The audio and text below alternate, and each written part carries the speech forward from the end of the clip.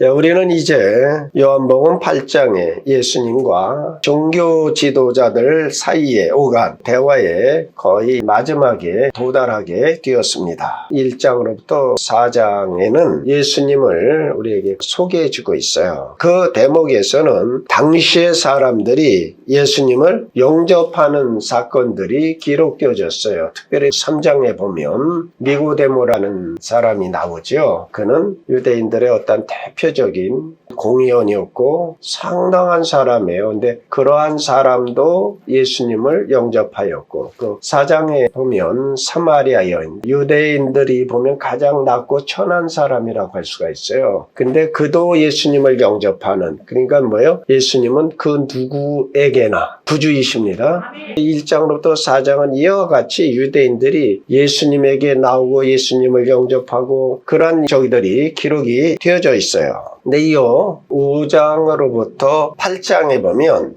처음에는 이 사람들이 기쁨과 무엇을 가지고 예수님을 영접을 하다가 가면 갈수록 종교 지도자들 편에서 예수님에 대한 증오심이 더하여가는 것이 기록되어져 있습니다. 5장에서의 안식일 논쟁으로부터 8장에서는 종교 지도자들과의 대화로 마무리를 지고 있는데, 이 대화에서 유대의 지도자들은 갈수록 예수님에 대한 적대감을 크게 갖고 결국은 예수님을 십자가에 매달기까지 이끌고 가고 있는 것이에요. 우리가 이제 8장 보고 있죠. 여기서도 예수님에 대한 적대감이 가장 크게 일어나는 그러한 장면들을 오늘 우리에게 보여주고 있어요. 그러자 예수님께서는 그들이 아브라함의 후손이라고 하는 것에 반하여 그들의 진정한 조상이 누구인가를 말씀해주고 있어요. 40절 하반절로부터 41절 상반절에 보면, 아브라함은 이렇게 하지 아니하였느니라. 너희는 너희 아비가 행한 일들을 하는도다 하시고, 44절에 가서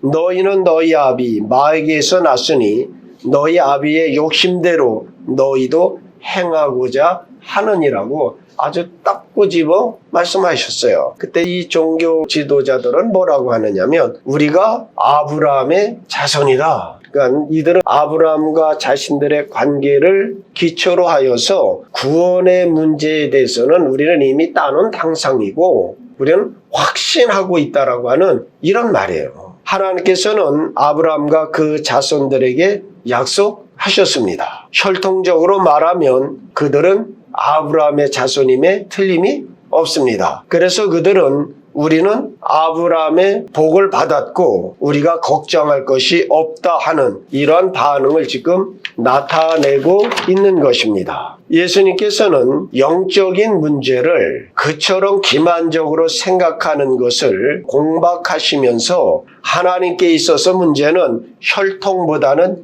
영적인 노선임을 지적해 나가시고 있는 것이에요. 예수님께서는 너희가 아브라함의 자손이면 아브라함의 행사를 하였느냐라고 질문하고 계신 것입니다. 오늘 우리가 살펴보려고 하는 본문에 그 요점이 아주 두드러져 나타나고 있습니다. 여러분, 꼭 우리가 살펴볼 것은 아브라함의 이 사건의 이야기는 요한복음에서는 8장에만 기록되어져 있습니다.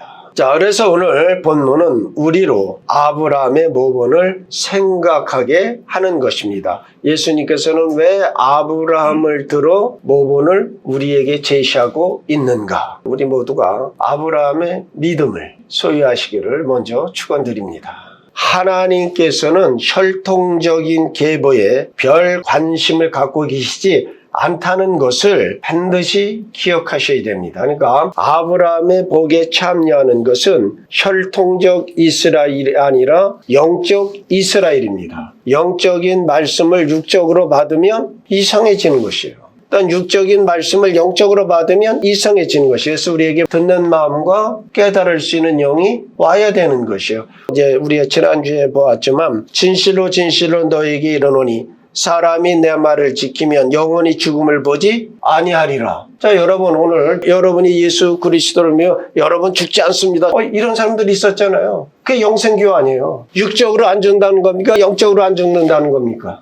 그 영적으로 우리는 영원히 산자입니다. 그래서 아브라함의 하나님, 이삭의 하나님, 야곱의 하나님, 산자의 하나님.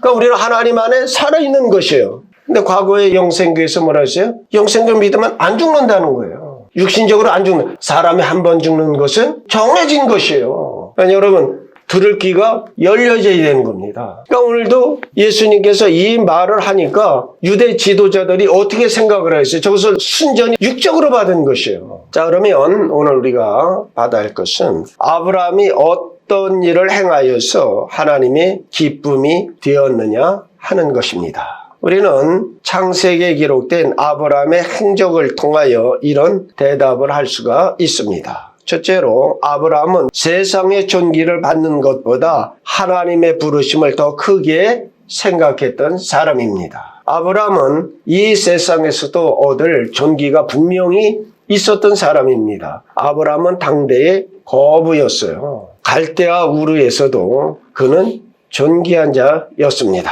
그러나 이런 것들이 그를 억류하지 못하였더라 하는 것이죠. 하나님께서 갈대아 우르에 있을 때 아브라함을 부르실 때에 그는 그 모든 것을 뒤에 두고 하나님께서 보이는 땅으로 출발하였더라 하는 것입니다. 아브라함의 부르심의 장면이 창세기 12장에 나오죠. 여호와께서 아브라함에게 이르시되 너는 너의 고향과 친척과 아버지의 집을 떠나 내가 네게 보여줄 땅으로 가라. 이에 아브라함이 여호와의 말씀을 따라갔고 롯도 그와 함께 갔으며 아브라함이 하란을 떠날 때 75세였더라.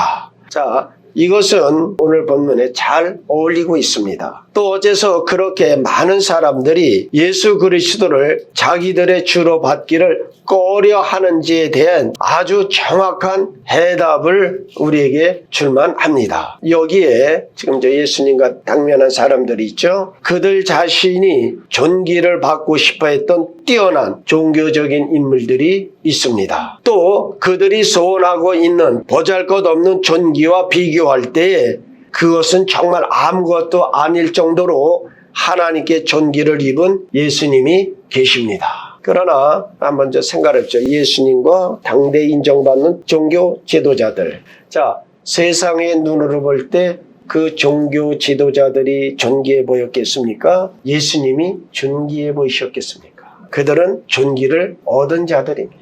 백성들도 그들의 말을 더 인정했을 것입니다. 그들은 모든 사람들의 존귀를 받았으나 예수님은 진리를 말씀하셨습니다. 그들이 세상의 권세를 가지고 있었으나 예수님께서는 소경의 눈을 뜨게 하시고 걷지 못하는 자를 걷게 하셨습니다.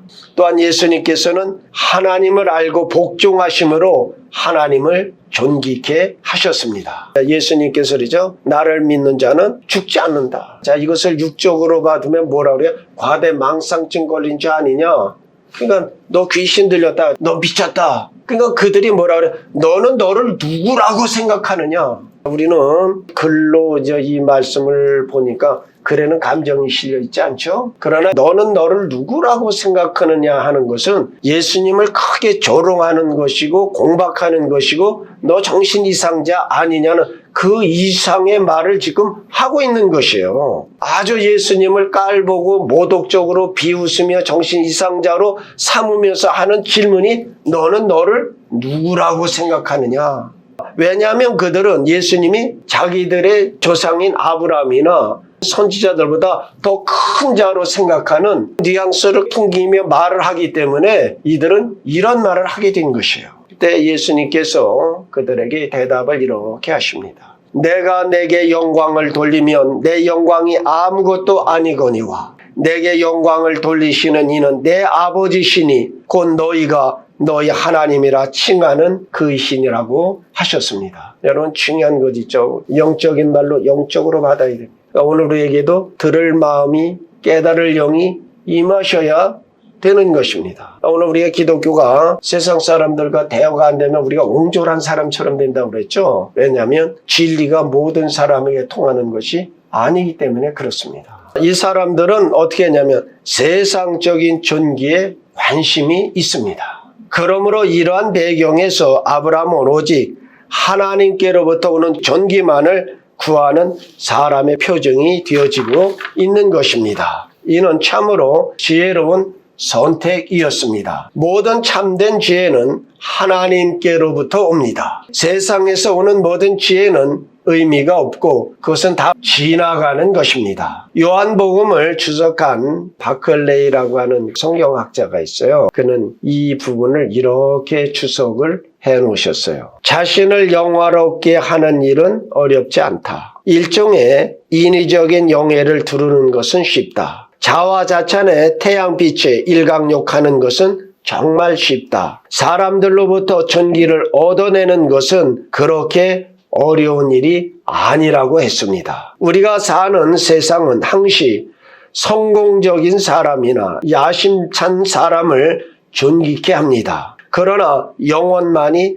참된 존귀를 밝혀낼 수가 있는 것입니다. 하나님이 내리시는 영원한 선고는 이 세상의 선고와는 전혀 다른 것입니다. 그러면 우리는 이것을 우리 자신에게 어떻게 적용시킬 수 있겠느냐 하는 것이지요. 어떤 경로를 통해서 전도를 받아 예수 믿게 된 사람을 우리가 한번 상상을 해보십시오. 그와 어울리던 친구들이 뭐라고 하겠습니까? 첫 번째는 너 미쳤어? 너 교회 나간다면? 야, 이제 너 좋은 세상 다 끝났어. 그렇게 좋아하던 술은 어떻게 할 거냐? 이것이 세상에 보이는 반응들인 것이에요. 그때 그는 어떻게 대답을 해야 하겠습니까? 내가 아는 것은 다만 세상의 향락보다 하나님의 부르심을 더 위에 놓기로 결단하였다.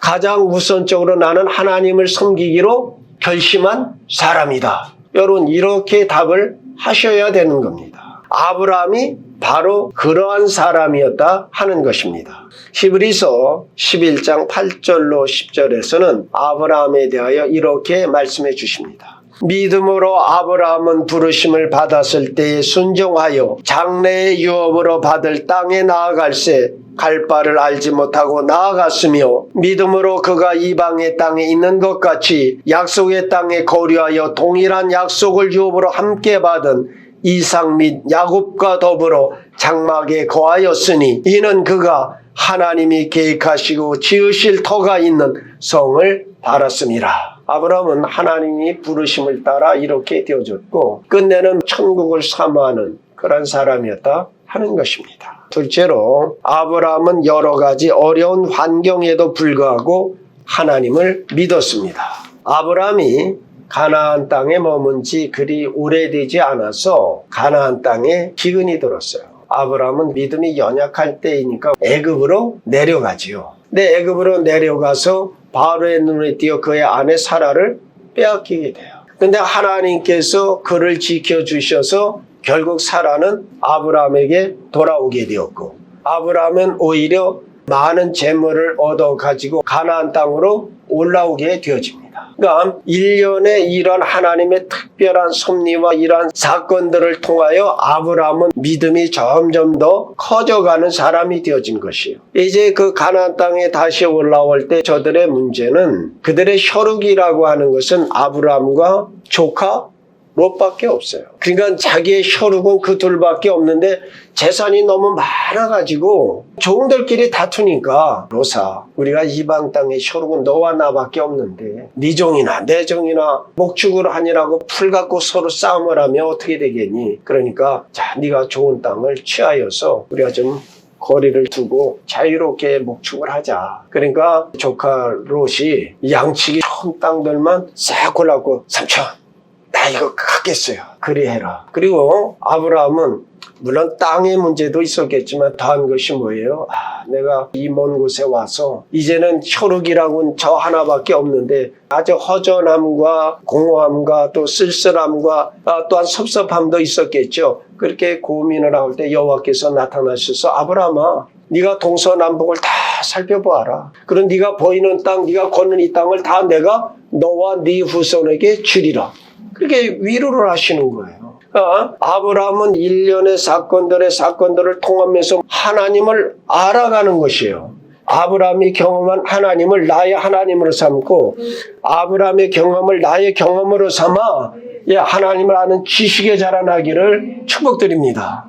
아브라함의 믿음을 시험하고 또 아브라함의 믿음을 가장 빛나게 했던 가장 큰 시련이 있었는데 그것은 하나님께서 아브라함에게 아들을 주실 수 있다는 것을 믿으라고 하시는 도전이셨습니다. 한때는 아브라함이 나이가 많도록 자녀가 없으니까 그의 종 엘리에셀을 자기의 상속자로 삼으려고까지 했어요. 그러다가 86세에 이스마엘을 얻지 않습니까? 이제는 내가 그래도 내 혈육을 하나 낳구나. 근데 그를 상속자로 삼는데 하나님은 허락지 안 하시는 거예요. 그래서 하나님께서 뭐라고 말씀하냐? 네 몸에서 난 자가 네 상속자가 되리라. 그리고 또 잠잠하세요. 그때나 이때나 나이가 99세가 되면 어떻게 됐어요? 인간적인 능력으로는 자녀를 낳을 가능성이 없는 거죠. 살아도 나이가 늙어서 할머니가 무슨 자식을 낳겠어요.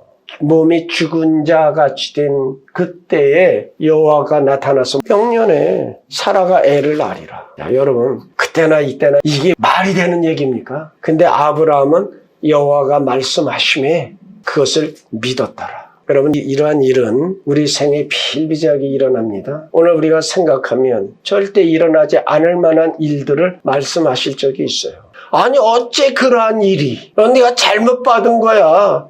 그럴 리가 없어. 여러분 이런 반응 보이지 마시고 주께서 말씀하시면 주여 어떻게 대비하고 어떻게 이루어나가야 하겠나이까 믿음으로 반응하십시오. 전능하신 여호와, 무에서 유를 창조하시는 여호와, 그가 저와 여러분의 하나님이십니다. 그때 나타나서 여호와 하나님께서 그러면 내가 네 이름을 바꿔라. 네 이름이 아브람. 아브람은 하나님은 높으신 아버지시다 하는 뜻이에요. 거기에서 아브라함이라 바꿔라. 아브라함은 뭐예요? 많은 사람의 아버지, 열국의 아버지라는 뜻이에요. 그리고 나서 1년 지나서 정말로 이삭을 낳았어요.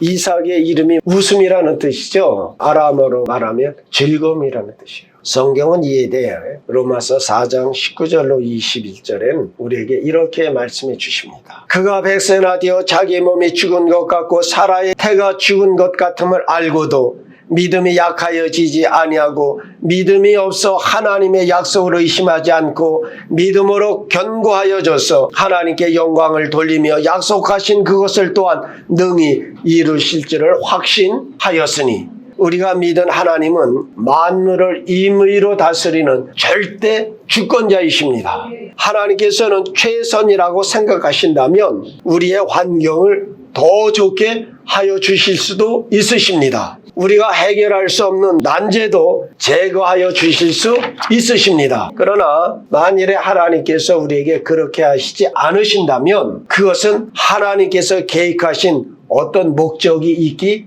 때문입니다. 그러므로 우리는 어떠한 경우라도 하나님을 신뢰하여야 됩니다. 우리가 사사기를 보면 거의 다 이스라엘 하나님의 백성들이 이방에 의해서 핍박받는 거예요. 고난받는 거예요. 왜냐? 저들이 여호와를 떠났기 때문에 하나님께 돌이키는 방법이 이방을 채찍으로 사용하는 것이요. 그러나 채찍 맞는 것만 생각한다면 어떻게 되겠어요? 하나님은 저들이 거룩한 내 백성으로 돌아오라고 고난을 주신 것입니다. 결국은 우리에게 유익해 하시기 위하여 고난을 허락하시는 겁니다. 그러니까 여러분 문제는 내게 있는 것이지 하나님에게 있는 것이 아닙니다. 이러므로 우리는 어떤 환경, 어떤 처지에서도 여호와를 신뢰하는 그 믿음을 가져야 되는 것입니다. 하나님께서 가지신 목적들 가운데 하나는 우리로 하여금 하나님을 신뢰하도록 가르치는 데 있는 것입니다.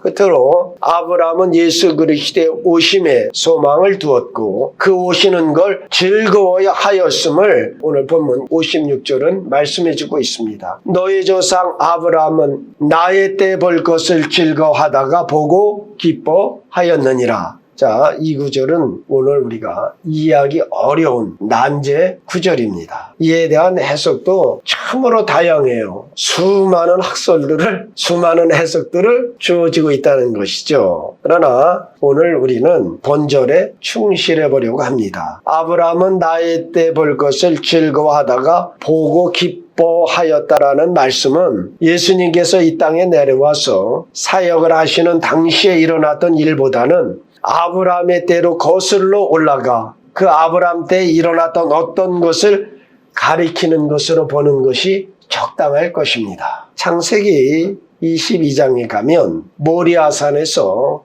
이삭을 번제로 드리라는 하나님의 말씀이 아브라함에게 주어집니다. 그때 아브라함은 새로운 방식으로 여호와께서 준비하실 것이라는 것을 배우게 되었습니다. 히브리서 11장 17절로 19절에 아브라함은 시험을 받을 때에 믿음으로 이삭을 드렸으니 그는 약속을 받은 자로 돼 그 외아들을 드렸느니라. 그에게 이미 말씀하시기를 네 자손이라 칭할 자는 이삭으로 말미암으리라 하셨으니 그가 하나님이 능히 이삭을 죽은 자 가운데서 다시 살리실 줄로 생각한지라. 비유컨대 그를 죽은 자 가운데서 도로 받은 것이니라. 히브리서는 구약의 신약 해석입니다. 아브라함의 때로 해석을 갖고 돌아가면 아브라함에게 하나님께서 이삭을 번제로 드리라고 하실 바로 그날 밤 아브라함은 하나님의 명령과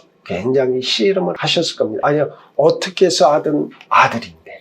아마 처음에는 원망도 하고 정말 슬픔도 하고 굉장히 우리가 갖는 갈등을 다 느꼈을 거예요. 하나님, 이럴 바에는 주시지나 말지. 그래서 그 유대 전승에 의하면 아브라함이 그 밤에 고생을 많이 하고 모리아산에서 내려오지 눈이 멀었다는 말이 있어요. 그러니까 시름을 하고 하나님께 간구하고 아마 고함도 지르고 다 하지 않았겠어요. 근데 그날 밤을 치새면서 어느 시점에 아브라함은 해답을 얻은 것이에요. 하나님께 복종하여야 된다는 것을 먼저 하나님의 말씀을 내가 다 이해할 수 없으나 하나님의 말씀에 전적으로 순종해야 한다는 것을 이는 깨달은 것이지요.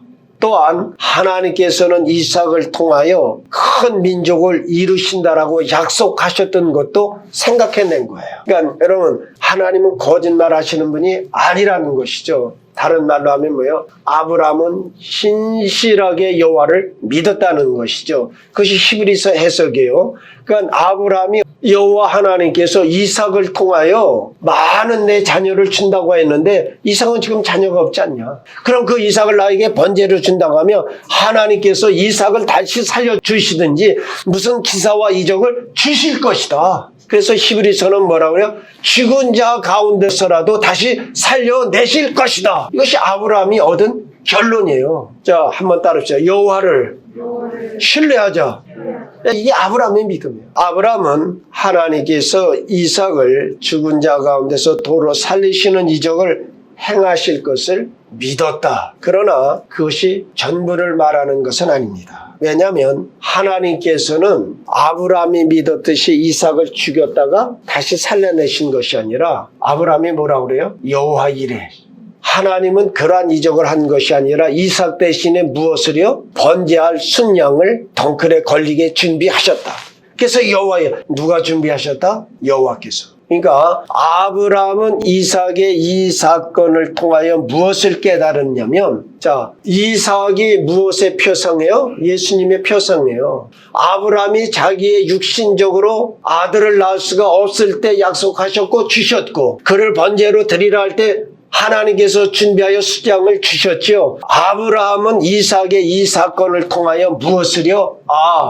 여호와 하나님께서 우리 인류를, 우리 인생을 구속하시기 위하여 하나님이 준비하실 한 아들을 보내실 것이다. 이것을 그때 깨달았다는 것이죠. 이삭이 죽음과 같이 다시 살아남과 같이 예수 그리스도의 부활을 믿었다라고 하는 것이죠. 그리하여 아브라함은 예수님이 오실 것을 바라보고 기뻐하였더라 하는 것입니다. 아브라함은 저와 여러분을 위한 하나님의 표본일 수가 있는 것입니다. 오늘 우리가 살펴보았듯이 우리는 이러한 질문을 해보아야 합니다. 과연 우리는 아브라함처럼 행하고 있느냐 하는 것입니다. 여러분은 하나님의 부르심을 세상의 전기보다 우선적으로 위에 두고 계십니까? 또 어떠한 환경에도 불구하고 하나님을 믿고 있습니까? 또한 예수님께서 나를 위해 죽으시러 이 세상에 오셨다는 사실에